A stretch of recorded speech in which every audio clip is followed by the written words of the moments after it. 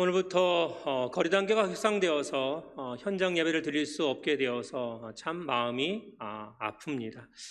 언제까지 이렇게 될 것인가에 대한 문제가 계속 지속되지만 결코 쉽지 않은 상황인 것은 분명한 것 같습니다. 세상은 우리가 원하든 원치 않든 늘 변화되어 가고 있습니다. 어떤 쪽으로 변화되는 것이 좋은 것인가에 대한 그 관점과 논쟁은 결국은 역사가 지나봐야 안다라고 하는 것입니다. 20세기 인류 문명에 가장 지대한 공헌을 끼친 사람을 얘기하라면 한 사람을 꼽을 수 있습니다. 너무나도 잘 아는 오스트리아의 정신의학자지요. 지그문트 프로이트입니다.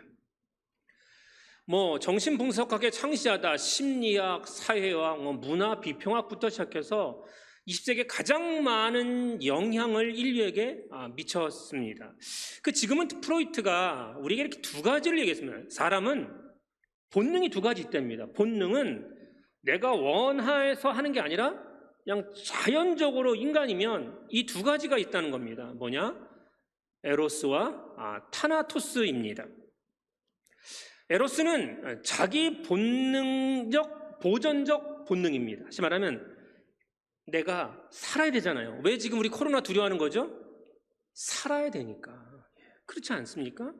근데 기독교인은 사는 것보다 사실 하나님의 나라를 더 바라보는 것이기 때문에 이걸 좀 뛰어넘을 수 있는데 우리도 역시 두렵습니다. 왜? 생명이 있는 우리 자기 보존적 본능이 있기 때문에 그렇습니다. 그리고 성적 본능을 합해서 이 두 가지가 합쳐진 것이 에로스인데 이게 삶의 본능이라는 겁니다. 그러니까 태어나면서부터 모든 사람이 본능을 가지고 있습니다. 두 번째 본능은 없었으면 좋겠습니다. 그게 뭐냐? 타나토스인데 이거는 자기 파괴적 본능입니다. 왜 악한 사람들 상상도 못하게 악하지 않습니까?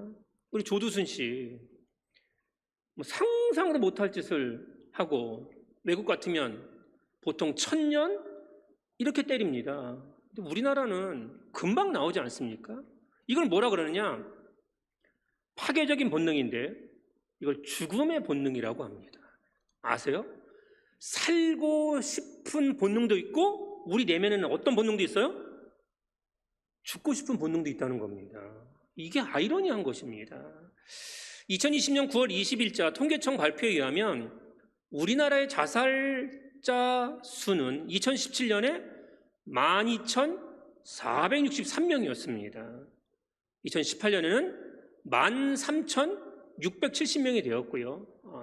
지난해는 13,799명으로 늘어났습니다. 이게 실제 자살한 사람이니까요.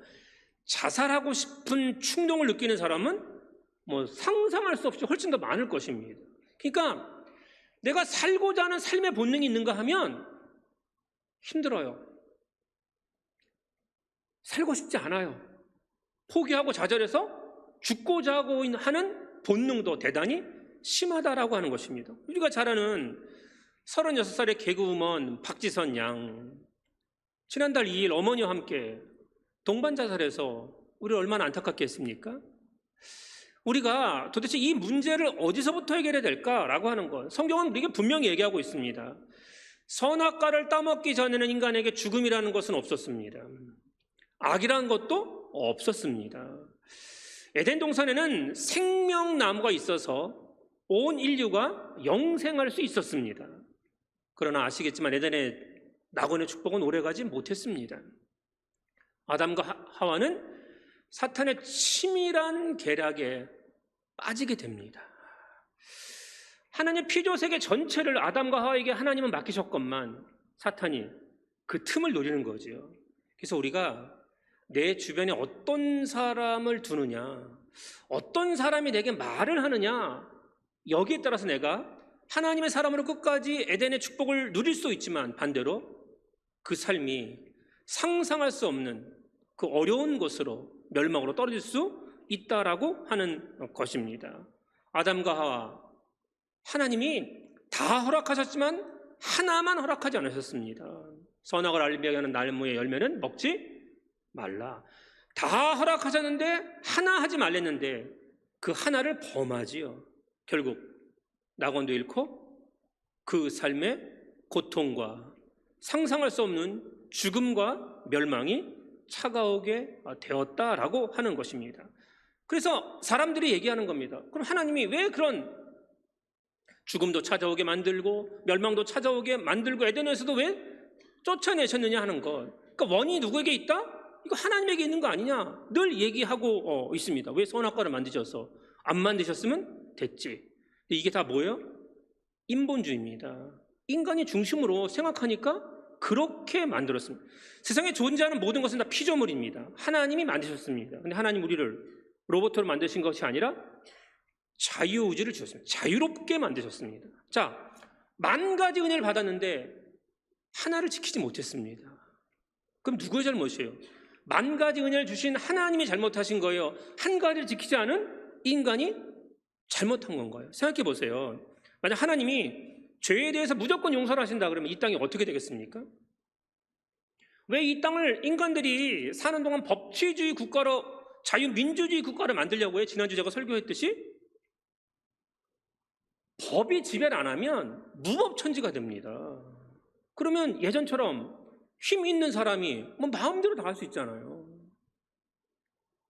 야곱이 그 천사와 씨름하면서 왜 그렇게 넘어지지 않으려고 했습니까? 고대 사회는요, 남자들끼리 싸움을 해서 이 어깨가 땅바닥에 닿으면 그 즉시 노예가 되는 겁니다.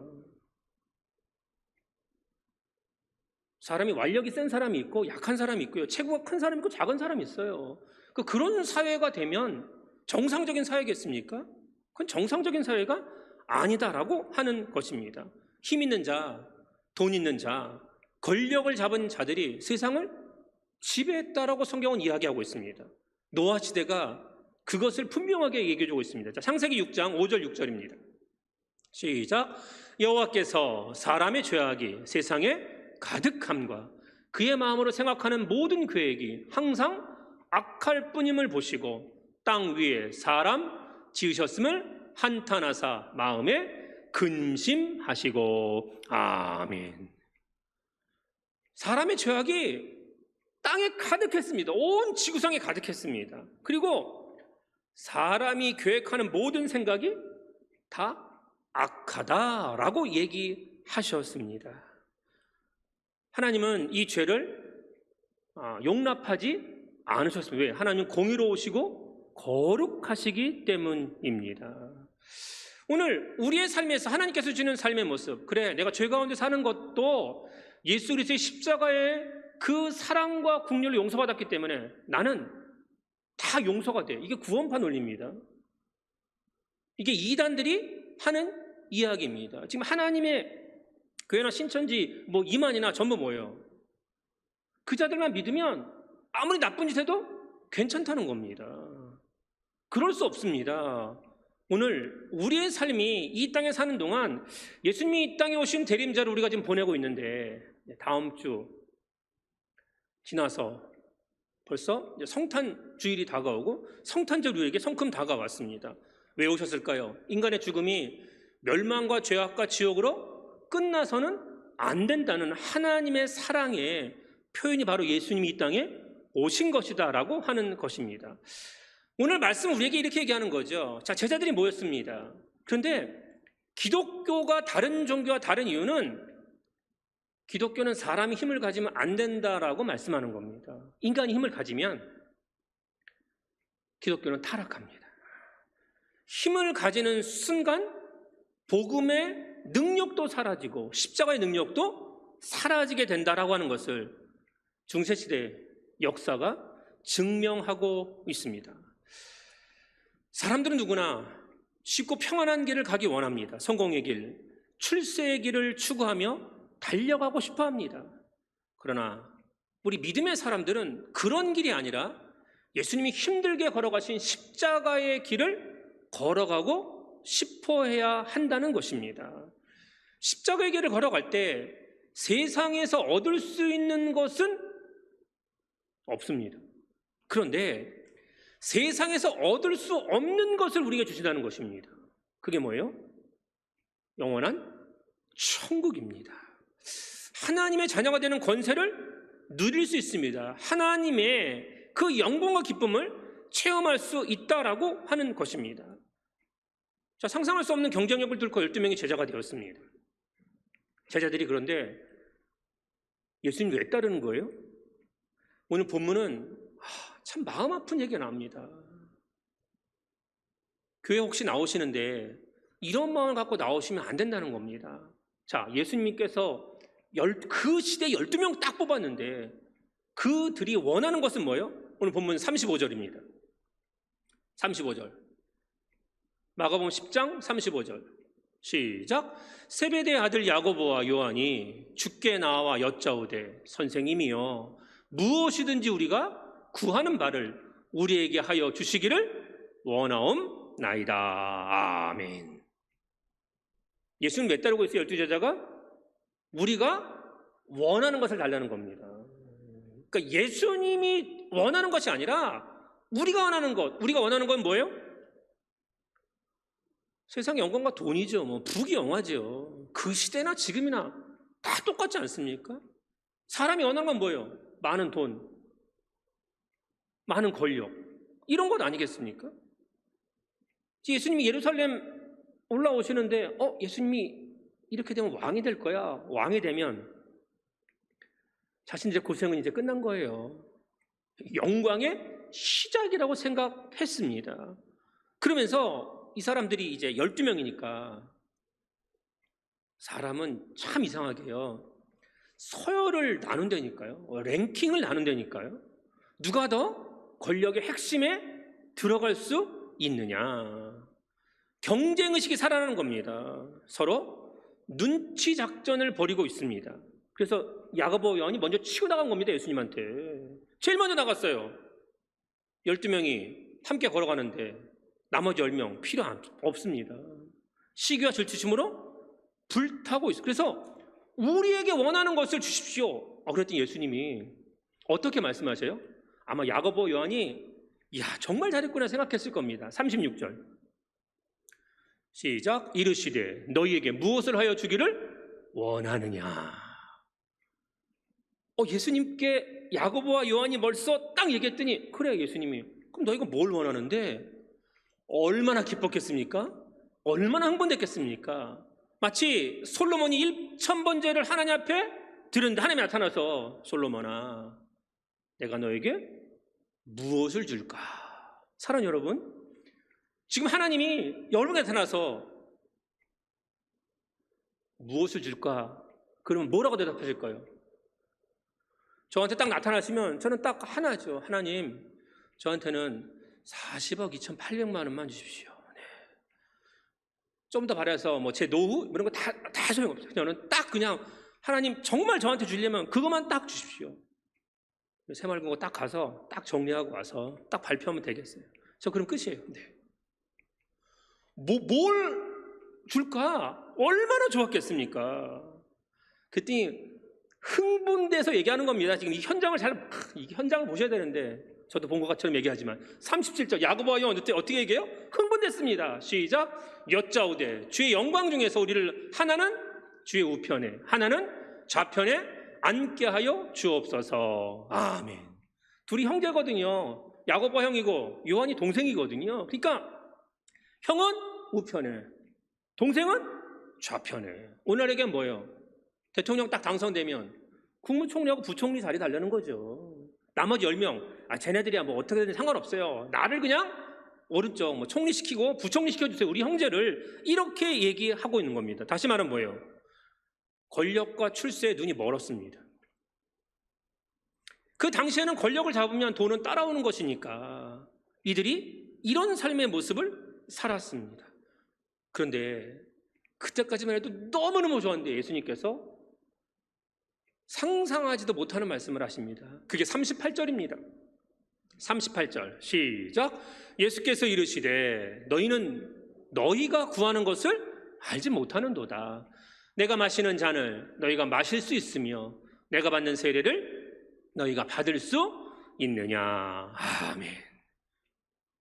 예수님은 지금 내가 너희에게 줄 수 있는 것이 무엇이냐? 내가 받는 잔과 내가 받는 세례라는 겁니다. 이거 상상할 수 없는 고난을 얘기하고 있는 거거든요. 참 이상하죠? 이렇게 말했으면 야고보와 요한 형제가 알아들어야 되잖아요. 근데 알아들었나요? 이 사람들 기가 막힙니다. 자, 39절에서 40절입니다. 시작. 그들이 말하되 할 수 있나이다. 예수께서 이르시되 너희는 내가 마시는 잔을 마시며 내가 받는 세례를 받으려니와 내 좌우편에 앉는 것은 내가 줄 것이 아니라 누구를 위하여 준비되었든지 그들이 얻을 것이니라. 아멘. 지금 이 상황을 보시면 야고보와 요한은 전혀 예수님의 말씀을 이해 못하고 있는 겁니다. 우리 모두 아시죠? 사람은요, 제가 프로이트를 얘기했지만 자기 보고 싶은 것만 보고 듣고 싶은 것만 듣습니다. 그래서 똑같은 걸 보고 똑같은 얘기를 들어도 이게 사람마다 본 게 다르고 들은 게 다릅니다. 지금 야고보와 요한은 예수님이 왕이 되시면 오른편 왼편 우리가 앉을 거야. 그러니까 예수님이 뭐라고 그래요? 내 잔도 받아야 되고 내 세례도 내가 받는 세례도 받아야 된다. 그러니까 받겠다는 거죠. 왜? 좌우편에 앉는데 그 정도를 못하겠습니까? 고진감래라고. 우리는 할 수 있습니다. 우린 준비되었습니다 라고 얘기합니다. 그런데 뭐예요?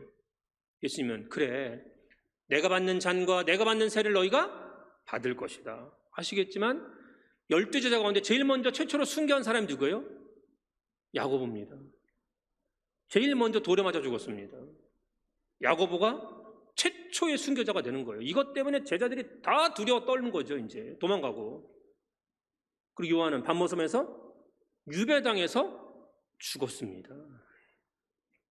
나머지 제자들도 어떻게 해요? 가룟 유다 빼고는 다 순교하잖아요.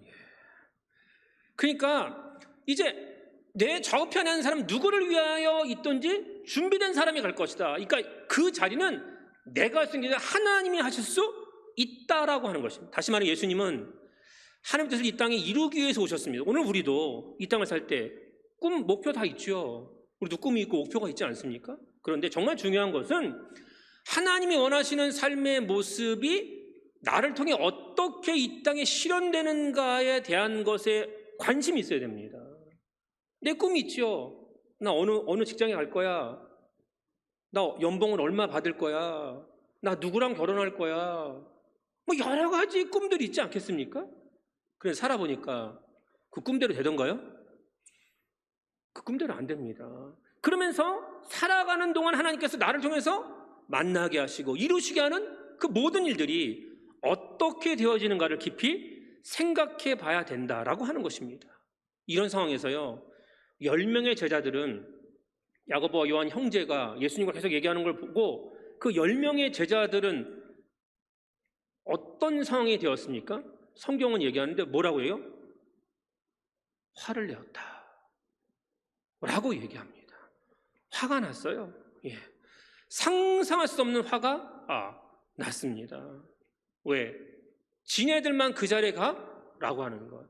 오늘날 교회도 마찬가지죠. 앞선 사람들이 섬기지 못하면 반드시 이런 상황이 생길 수밖에 없다는 것입니다. 오늘도 눈이 정말 많이 왔습니다. 그런데 아침 9시 예배, 10시 예배, 11시 예배를 위해서 준비하기 위해서 늘 수고스럽게 고생하는 분들이 있어요. 제가 너무 눈이 많이 올 것 같아서 그 가족은 다 와야 되니까 너무 많이 오니까 늦게 오든지 오지 말라고 했습니다. 근데 제일 먼저 왔어요. 그 눈을 뚫고 왔다는 거죠. 오늘 우리가 살아가는 삶의 모습에서 사람들은 모르지만 하나님은 분명히 알고 계신다라고 하는 것입니다. 오늘 우리는 보네포 목사님 얘기한 것처럼 값싼 은혜에 만족하는 사람들이 너무 많다는 것입니다. 그저 교회 나와서 예수만 믿으면 십자가만 그냥 바라보면 천국행 티켓이 주어진다. 주어지지 않습니다. 그렇게 값싸게 은혜로 받을 수 있는 게 아니다라고 하는 것입니다. 여러분 잘 아세요. 기독교 중심에는 뭐가 있어요? 교회 오시면 지금 안 보이시죠? 저 때문에 지금 안 보이지만 제 뒤에 위쪽으로 뭐가 있는지 화면에서 다 보이실 거 아니에요. 그렇죠? 안 보이지만 우리 교회를 다 아시니까 뭐가 있어요? 기독교 중심 십자가입니다. 십자가는 고난이에요. 결코 쉬운 길이 아니다라고 하는 것입니다. 그런데 이 십자가가 우리에게 점점 사라지고 있어요. 힘든 거 싫어요. 내가 수고하는 거 싫어요. 내가 고통스럽게 준비하는 것도 싫어요. 다 싫은 거예요. 그러면 하나님의 능력은 사라지게 된다라고 하는 것이에요. 요즘 대세가 엘리트 스크린입니다. 그래서 교회들 가보면요, 스크린 때문에 십자가를 치워요. 십자가를 좌우로 이렇게 멀리 떨어뜨려 놨어요. 뭐 조명은 했지만. 그리고 중앙에 스크린이 탁 차지하고 있는데, 갈 때마다 그래, 스크린으로 사람 보려고 하는 거잖아요. 물론 말씀도 거기 자막에 나가겠지만, 저는 십자가 못 치웁니다. 예. 스크린 좌우에 달린 십자가를 뗀 교회, 이건 상상할 수도 없습니다. 요즘처럼 말씀 무력화되고 교회가 마치 이 세상에 공공의 적인 것처럼 여겨지는 시대는 없었습니다. 지금은 하나님 말씀보다 인간이 우선입니다. 자기 보존적 본능이 더 강렬하기 때문에 뭐든지 다 인간을 중심으로 가서 반성경적인 거예요. 말씀을 뭐 자의적으로 해석하는 거는 아무것도 아니고 말씀을 완전히 훼손시켜 버립니다. 뭐 동성애 괜찮다, 포괄금지법 괜찮다, 하나님 내게 남자와 여자로 하신 거 이거 잘못된 거다, 뭐 젠더고 내가 성을 선택할 수 있다. 교회 안 가고 지금처럼 온라인 예배 얼마나 좋아. 눈 오는데 그 사고 날 수도 있는데 교회 안 가니까 얼마나 좋아. 뭐 제2의 종교개혁이야. 교회는 타락했기 때문에 갈 필요가 없다라고 하는데, 그거 참 아이러니한 것입니다. 여러분, 더 아이러니한 게 뭔지 아십니까? 지금 국회가 들어와서 이번에 발의된 것, 뭐 통과는 안 됐으니까, 하지만 발의된 법 중에 뭐가 있냐? 교회 폐쇄법이 있습니다. 우리 집 국회의원도 거기 발의 동의했어요? 교회 폐쇄시키겠다는 거예요, 말 안 들으면. 이게 지금 3단계로 올라가면요, 1인 영상만 됩니다. 1인 영상만. 이게 뭘 뜻하는지 아세요? 3단계가 되면 모임이 10명 이내로 모일 수 있습니다. 10명. 근데 교회는 10명도 못 모여요. 1인 영상은 제가 방송실에서 제가 다 하고, 제가 혼자 설교하고 찬양하고 기도하고, 제가 어떻게 다 이거를. 온라인 예배 불가합니다, 이제. 이런 세상에 우리가 살고 있다라고 하는 것입니다. 인간이 중심일까요? 아니, 인간은 중심일 수 없습니다. 우리는 모두 다 생로병사할 겁니다. 늙고 병들고 죽을 거예요. 온 우주 만물의 중심이 인간이다? 그럼 반성경적입니다. 온 우주 만물의 중심은 하나님이십니다. 그러니까 제가 자주 말씀드린 용기란 무엇이에요? 두려워하지 않는 게 아니라 두려워도 말할 수 있는 거고 두려워도 행할 수 있는 것입니다. 오늘 우리는 이 땅에 사는 동안 우리의 유일한 구원자가 되신 예수 그리스도를 믿고 교회 나와 십자가를 바라볼 때 느끼는 거야. 그래, 나도 주님이 걸어가신 그 길을 걸어가겠다. 세상에 사는 동안 교회 다닌다는 것은 뭐예요? 그리스도인 됐다는 것은 하나님의 전적인 선택과 은혜가 아니면 안 됩니다. 내가 아무리 믿으려고 해도, 아무리 애쓰려고 해도 그게 안 돼요. 생각해 보세요. 이렇게 주일을 기다리며 주일을 맞이하기 위해서 얼마나 준비하는 분들이 많은지 모릅니다. 근데 그게 기쁨이고 감사한 분들이 있어요. 그게 얼마나 큰 은혜고 선택인지 지금은 모르지만 분명히 깨닫게 될 때가 있다라고 하는 것입니다. 우리 모두 너무 값싼 은혜를 추구하는 그리스도로 전락되면 안 됩니다. 결혼하기 위해서 신앙 버리고, 직장을 위해서 신앙 버리고, 출세하기 위해서 신앙을 버리고 나중에 슬피 울며 이를 갈미 있게 될 것입니다. 오늘 예수님께서 값싼 은혜를 추구했던 그 12명의 제자들에게 뭐라고 말씀하세요? 자, 42절에서 44절입니다. 42절에서 44절 시작. 예수께서 불러다가 이르시되 이방인의 집권자들이 그들을 임의로 주관하고 그 고관들이 그들에게 권세를 부리는 줄을 너희가 알거니와 너희 중에는 그렇지 않을지니 너희 중에 누구든지 크고자 하는 자는 너희를 섬기는 자가 되고 너희 중에 누구든지 으뜸이 되고자 하는 자는 모든 사람의 종이 되어야 하리라. 아멘. 예수님은 그 제자들의 삶의 자기 보존적 본능을 완전히 깨시는 거죠. 사람은 자꾸 높아지려고 합니다. 높은 자리에 올라가려고 하는 이유가 뭐예요? 많은 것들을 내 마음대로 다스리려고 하는 거예요. 다른 사람들이 권력자 돼보세요. 한마디 하면 다 움직여요. 그리고 자꾸 높아지려고 하는 건 아니겠습니까? 그런데 하나님께서는 그렇게 하지 않는다라고 하는 것입니다. 여러분, 좋은 정치가가 있을까요? 저는 없다고 봅니다. 왜? 선거만 되면 섬기겠습니다라고 얼마나 정말로 막 폴도 인사를 하잖아요. 90도로. 근데 딱 당선되고 나면 어떻게 돼요? 완전 권력자가 되니까 만날 수도 없어요. 전화도 안 받아요. 예. 오늘 이 세상 그렇게 올라가기 위해서는 누군가를 짓밟아야 되잖아요. 그래서 하나님의 나라는 이 세상 가치로 만들어질 수 있는 나라가 아닙니다. 결국 우리가 이 땅에서 잘 되려고 하는 이유가 무엇이냐를 예수님이 이 땅에 오셔서 십자가의 길을 걸어가신 이유가 무엇이냐? 자, 오늘 주제들입니다. 자, 마가복음 10장 45절 시작. 인자가 온 것은 섬김을 받으려 함이 아니라 도리어 섬기려 하고 자기 목숨을 많은 사람의 대속물로 주려 함이니라. 아멘. 이게 지금 우리가 이제 받을만 하지만 그 당시의 가치는요, 돈이 많고 권력이 많은 사람이 되는 게 정상적인 상식이었습니다. 지금 우리가 그래도 좀 가진 사람이 좀 돕고 섬기고 나눈다라고 하는 것이 정상적인 생각이잖아요. 그 당시에는 그게 정상적인 비정상적인 생각인 거예요. 그러니까 예수님이 이렇게 말씀하실 때는 얼마나 이게 파괴적이고 혁명적인 말씀인지 모른다는 것입니다. 섬기는 거? 그건 노예나 하는 건데? 그건 사람이 하는 게 아닌데? 이렇게 얘기했던 시대에 얘기하시는 겁니다. 하나님의 가치는 세상의 가치가 다르요. 세상의 가치는요, 자꾸 싸워서 영향력을 확대시켜야 되는 겁니다. 세상의 가치는. 근데 하나님의 나라는요, 지려고 애쓰고 섬기려고 애쓰고 그리고 자기 목숨까지 바쳐야 된다라고 하는 것입니다. 우리가 사는 동안 만나면 친구들과 만나던 뭐 선후배랑 만나던 맨날 하는 게 뭐예요? 자랑이에요, 자랑. 예? 다 자랑질 하려고 만나잖아요. 예? 그런데 교회 다니는 사람은 뭘 자랑해요? 하나님의 말씀을 자랑하고 십자가를 자랑해야 된다라고 하는 것입니다. 내가 교회 다니는 것을 자랑해야 돼. 그것이 하나님의 능력이 되는 것입니다. 왜 제자들이 3년 동안 예수님을 쫓아다녔으면서도 하나도 변하지 않았을까?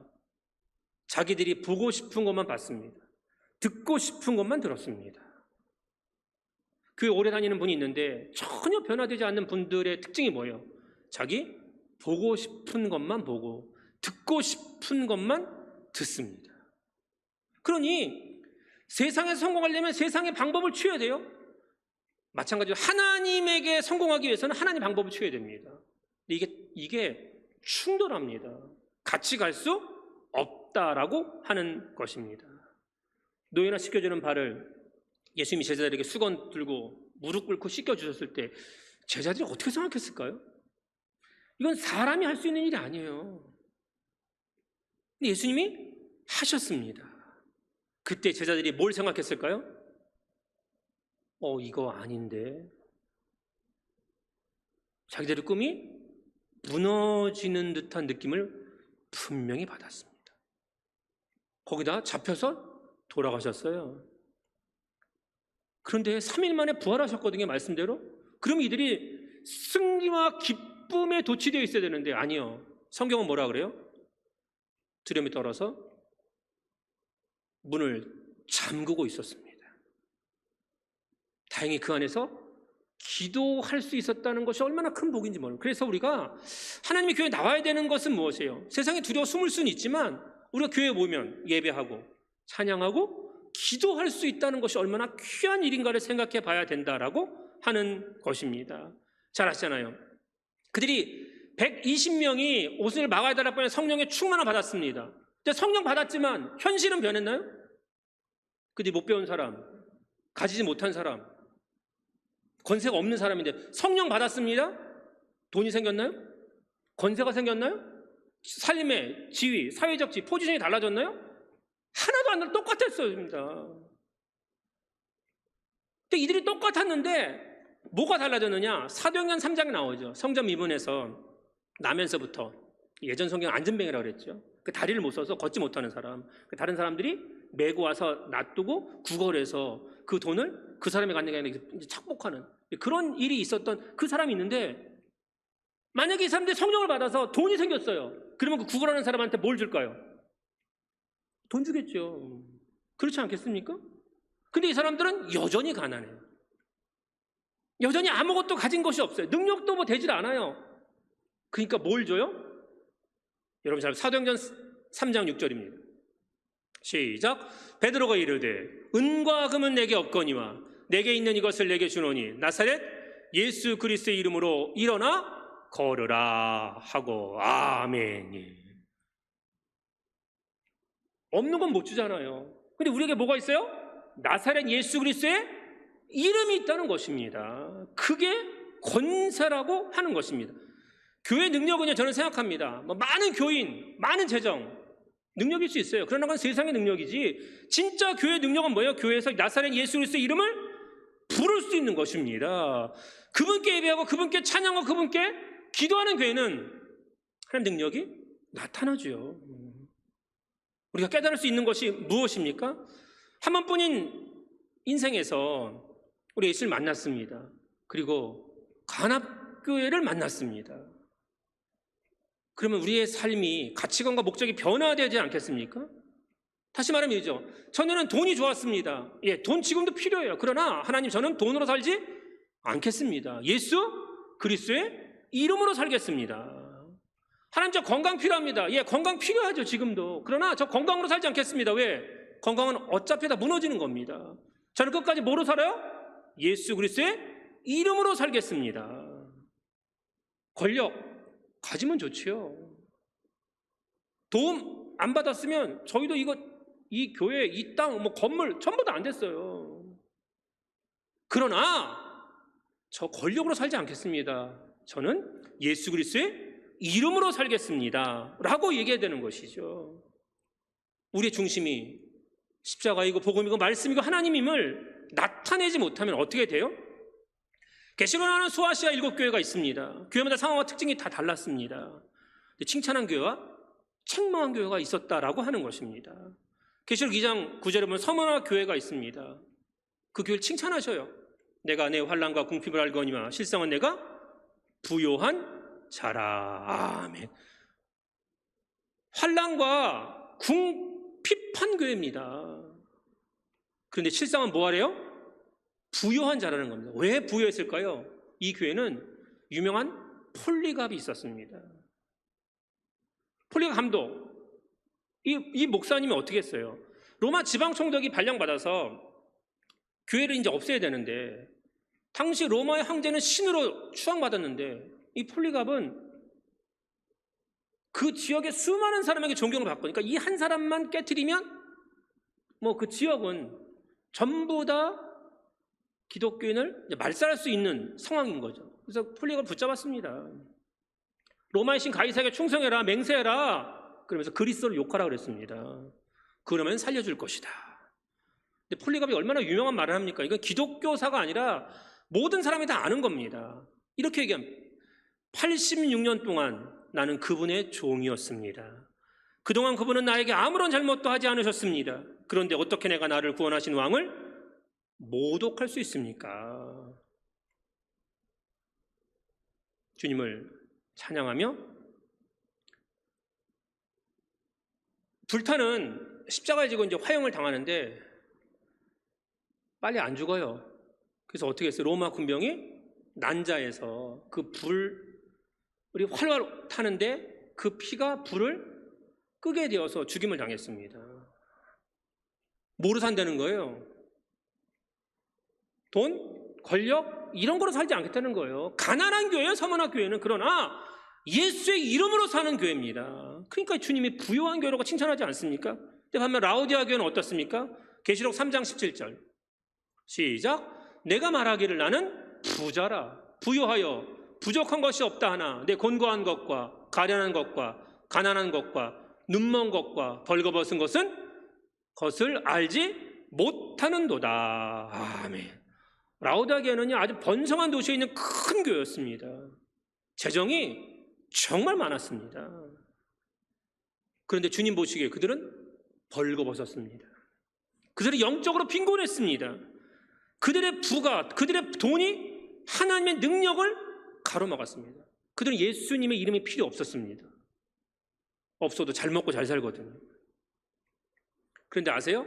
그 잘 먹고 잘 사는 것이 우리를 예수 그리스도의 이름으로부터 멀어지게 하면 그것은 멸망과 우리가 상상할 수 없는 지옥으로 떨어지는 길이라는 것을 깨달아야 된다라고 하는 것입니다. 지금 한국교회에 참 많은 어려움을 당하고 있습니다. 코로나19로 인하여서 교인들은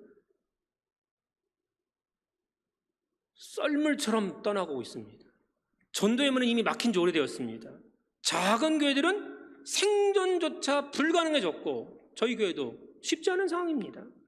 그래서 진짜 교회 능력이 무엇일까요? 예수 그리스도의 이름입니다.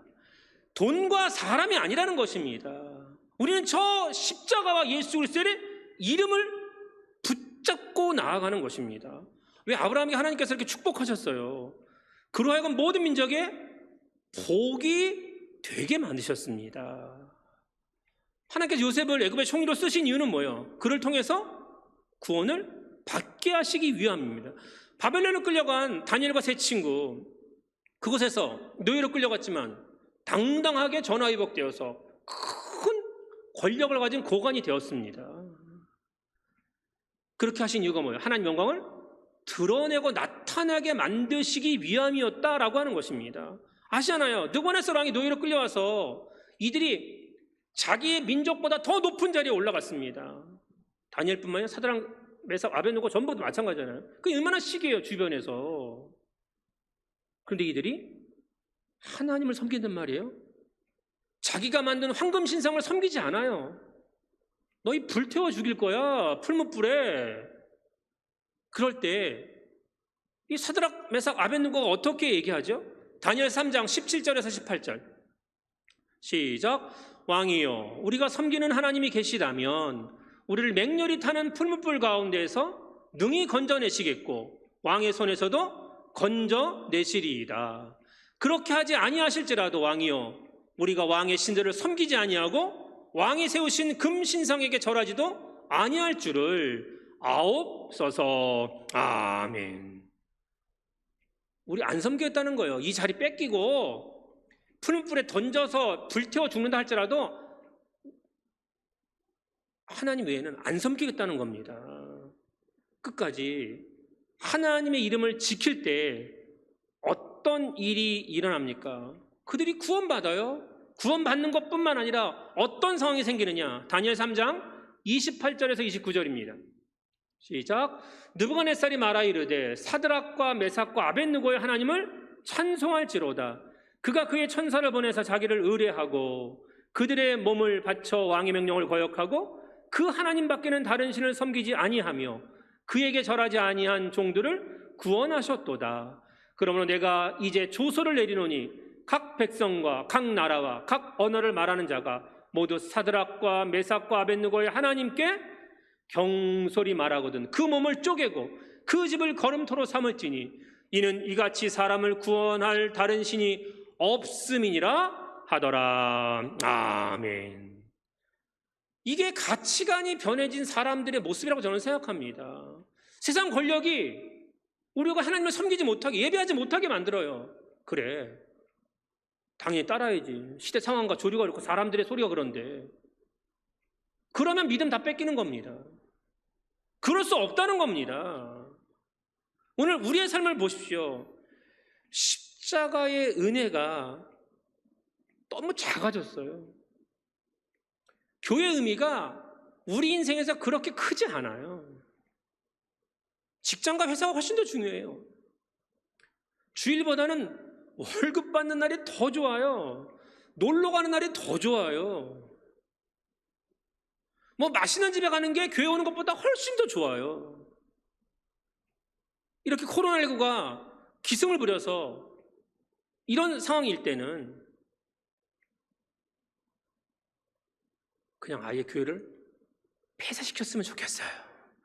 그러면 아무런 죄책감도 없이 안 나가도 얼마나 좋겠습니까? 그런데 우리가 정말 잊어버리지 말아야 할 것이 뭐예요? 예수님이 왜 오셨느냐는 겁니다. 왜 오셨어요? 오늘 주제는 마가복음 10장 45절 시작. 인자가 온 것은 섬김을 받으려 함이 아니라 도리어 섬기려 하고 자기 목숨을 많은 사람의 대성물로 주려 함이니라. 아멘. 오늘 우리가 모두 성전에 나와 함께하지 못하지만 그 예배 자리에 앉아있게 하신 이유가 무엇이냐? 우리로 하여금 이 땅에서 하나님 뜻을 이루어가기 위함이고 저들을 구원하기 위함입니다. 그러면 저들을 하나님 뜻으로 이끌고 구원하기 위해서 해야 될 것은 무엇이냐? 섬기는 자가 되는 겁니다. 그리고 심지어 목숨까지도 내어줄 수 있는 사람이 되어야 된다라고 하는 것입니다. 오늘 이 은혜를 받고 세상에 나가는 우리가 또 다음 한 주도 이번 주도 열심히 우리의 식구들을 또 만나는 사람들을 위하여 섬기는 자가 되고 기꺼이 내 목숨까지도 보여줄 수 있는 그런 사람이 될 때 하나님께서 우리 인생에서 우리가 원하는 것을 주시는 분이 아니라 하나님이 원하신 것을 행하여서 하나님의 거룩함과 영광이 가득하여서 하나님께서 이 땅에 예수님을 보내주신 이유가 대속물이 되기 위하여 보내주신 것처럼 우리가 우리 교회를 위해서 또 우리 가정과 우리 삶의 터전을 위해서 대속물이 되어 그들을 구원에 이르게 할 수 있는 우리 모두가 되시길 주님의 이름으로 간절히 축원드립니다. 아멘.